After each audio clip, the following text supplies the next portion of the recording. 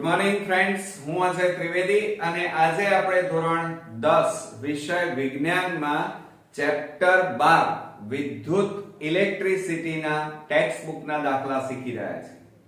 અત્યાર સુધી આ ચેપ્ટરના આપણે 21 એક્ઝામ્પલ જે બોર્ડની પરીક્ષા માટે અગત્યના હતા, વધારે વાર પૂછાયેલા છે, એને આપણે વિડિયો જોયા. આજે પણ આપણે બોર્ડની એક્ઝામ માટે અગત્યનો એક એક્ઝામ્પલ જોઈએ. બહુ ઈઝી છે મિત્રો, થોડુંક ધ્યાન રાખજો.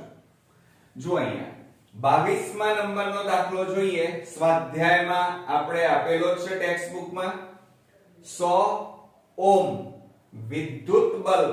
હવે ધ્યાન આપજો, અહીંયા આપણને 100 ઓહ્મ વિદ્યુત બલ્બ, 50 ઓહ્મ અવરોધ વાળું ટોસ્ટર અને 500 ઓહ્મ અવરોધ વાળું વોટર ફિલ્ટર.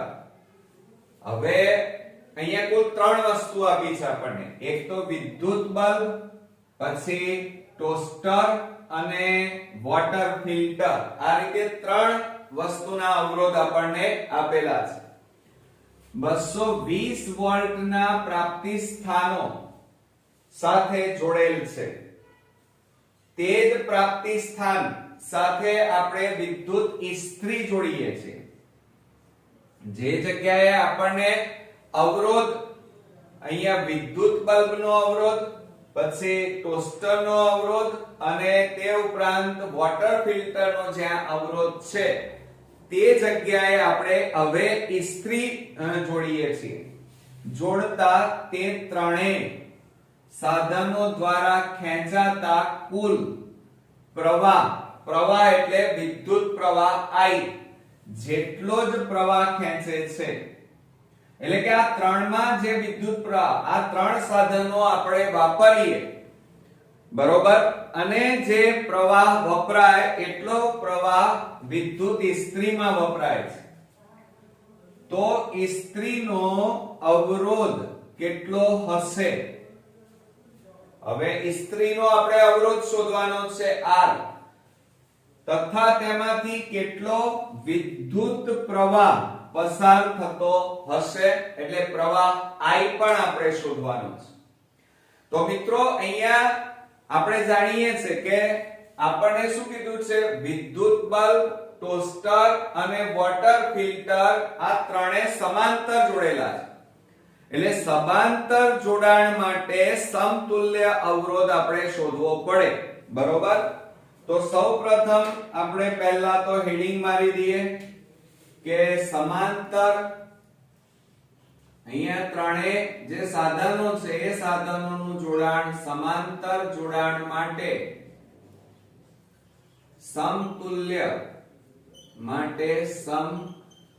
સમતુલ્ય અવરોધ આપણે શોધવાનો છે.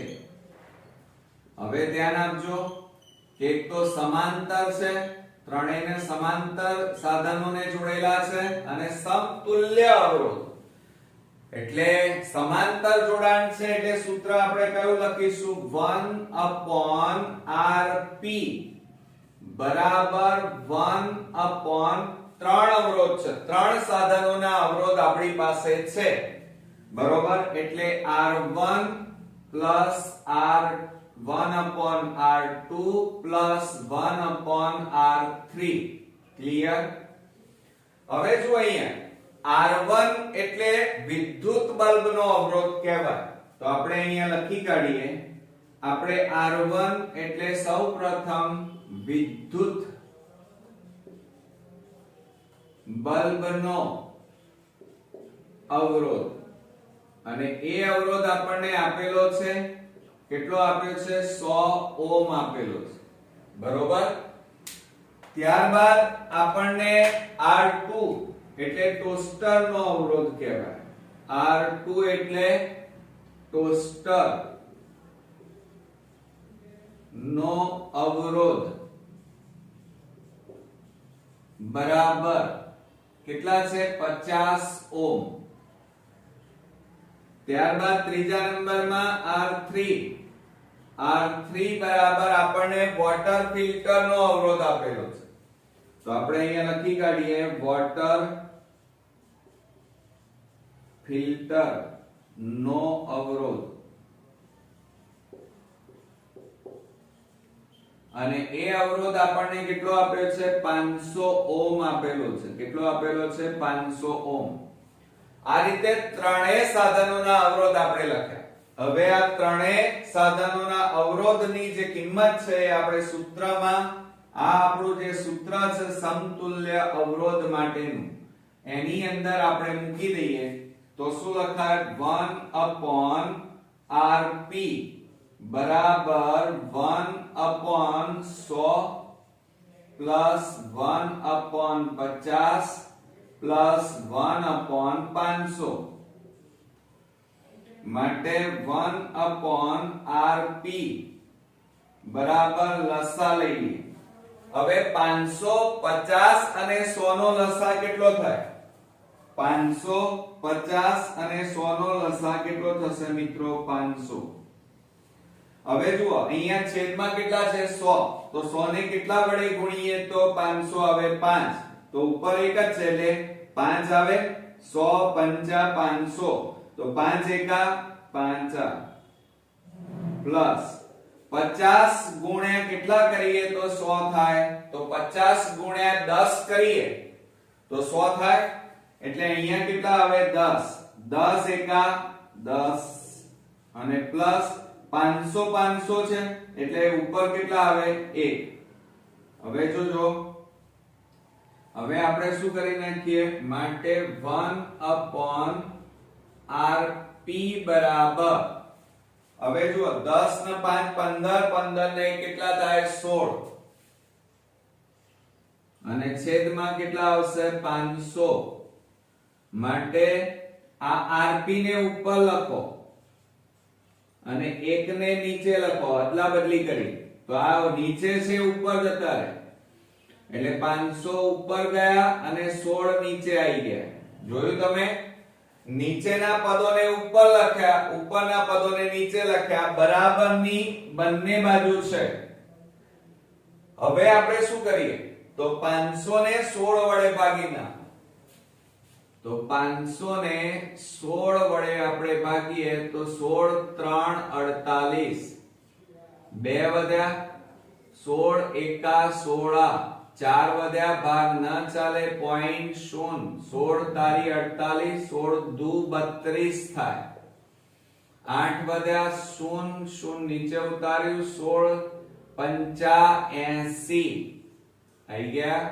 તો જવાબ કેટલો આવ્યો મિત્રો 31.25 આવે તો આપણે અહીંયા લખી કાઢીએ જુઓ rp બરાબર 500 ને 16 વડે ભાગ્યા તો 31.25 અને અવરોધ છે સમતુલ્ય અવરોધ કહેવાય કુલ અવરોધ પરિણામી અવરોધ એટલે એને એકમ કયો આવશે અવરોધનો એકમ ઓહ્મ લખાય ક્લિયર એટલે શું અહીંયા આપણે પહેલો તો ઇસ્ત્રીનો અવરોધ કેટલો હશે તો આપણે સમતુલ્ય અવરોધ આપણે શોધી કાઢ્યો 31.25 હવે મિત્રો ત્યારબાદ આપણે શોધવાનું શું છે સેકન્ડ થિંગમાં તેમાંથી કેટલો વિદ્યુત પ્રવાહ પસાર થશે એટલે કે પરિપથમાં વહેતો કુલ વિદ્યુત પ્રવાહ શોધવાનો છે તો આપણે અહીંયા લખી કાઢીએ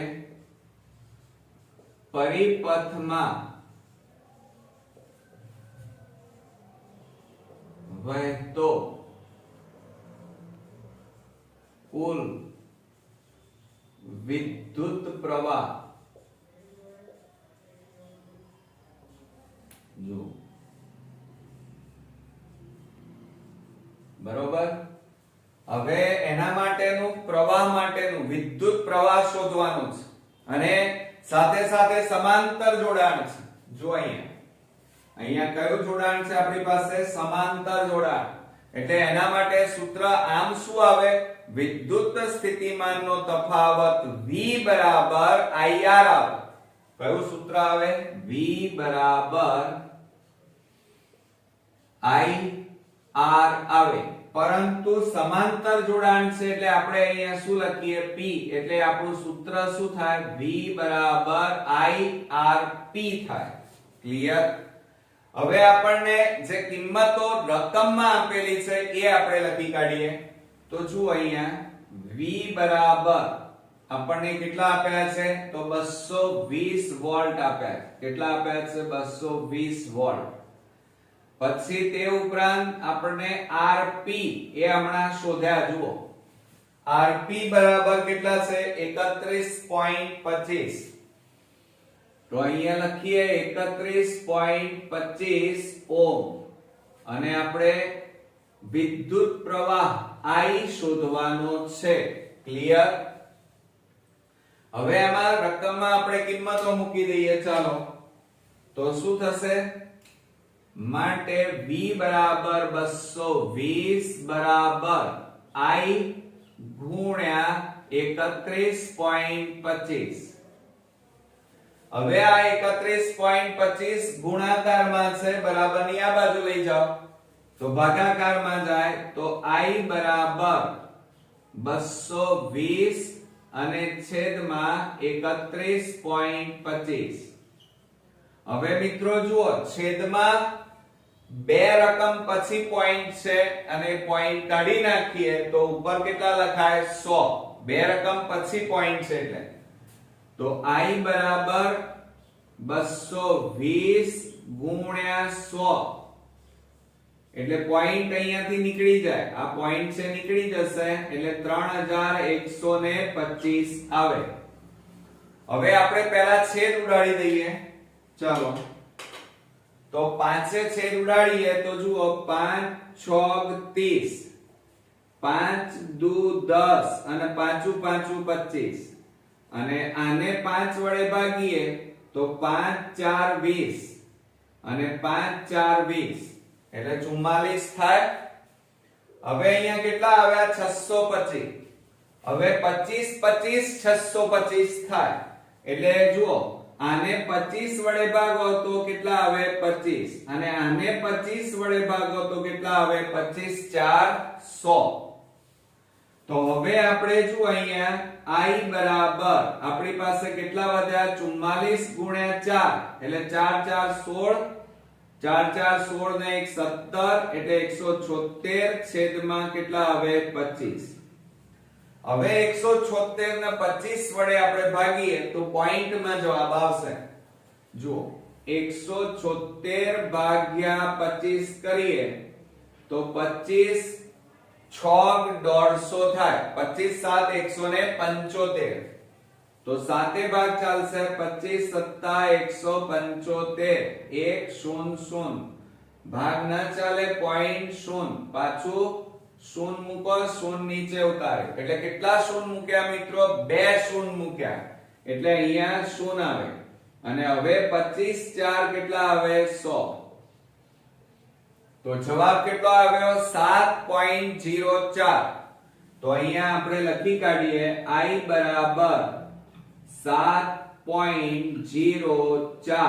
આ વિદ્યુત પ્રવાહ, કુલ વિદ્યુત પ્રવાહ એટલે એનો એકમ કયો છે? વિદ્યુત પ્રવાહનો એમ્પિયર. બરોબર?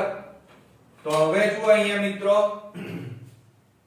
ઇસ્ત્રીનો અવરોધ એ પણ શોધી કાઢ્યો, વિદ્યુત પ્રવાહ I પણ શોધી કાઢ્યો. હવે એના જવાબ લખીએ તો ઇસ્ત્રીને ત્રણેય સાધનોના સ્થાને આપણે પહેલો જવાબ લખીએ અહીંયા ઇસ્ત્રીને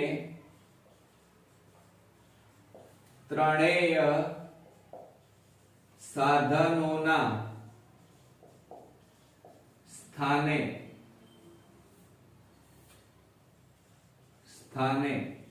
પરિપથમાં જો જોડવામાં આવે, બરોબર, સ્થાને જોડવામાં આવે ત્યારે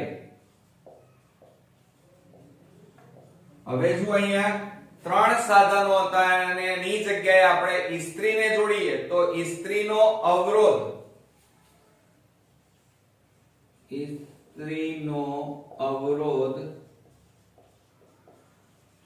આ ઇસ્ત્રીનો અવરોધ એ ત્રણેય સાધનોના, ધ્યાન આપજો, ત્રણેય સાધનો ના સમતુલ્ય અવરોધ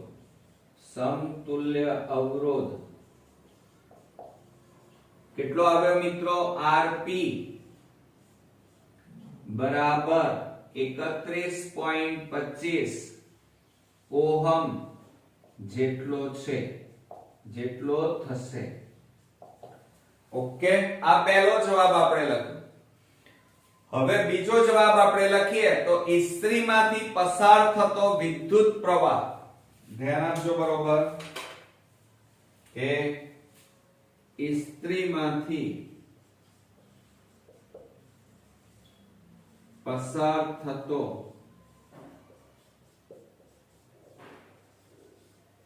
વિદ્યુત પ્રવાહ ત્રણેય સાધનોમાંથી પસાર થતો ત્રણેય સાધનોમાંથી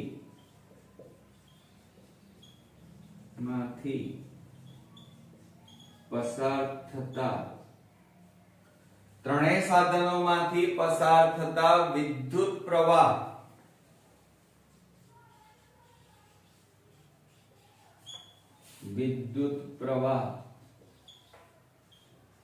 કેટલો છે? વિદ્યુત પ્રવાહ I બરાબર 7.04 એમ્પિયર જેટલો હશે અથવા જેટલો પસાર થાય. બરોબર? ઓકે મિત્રો, આવડશે ને?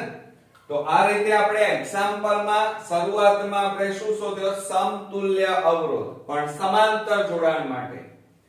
અને સાથે સાથે આપણે બીજા નંબરમાં શું શોધ્યો? વિદ્યુત પ્રવાહ I પણ શોધી કાઢ્યો. ક્લિયર?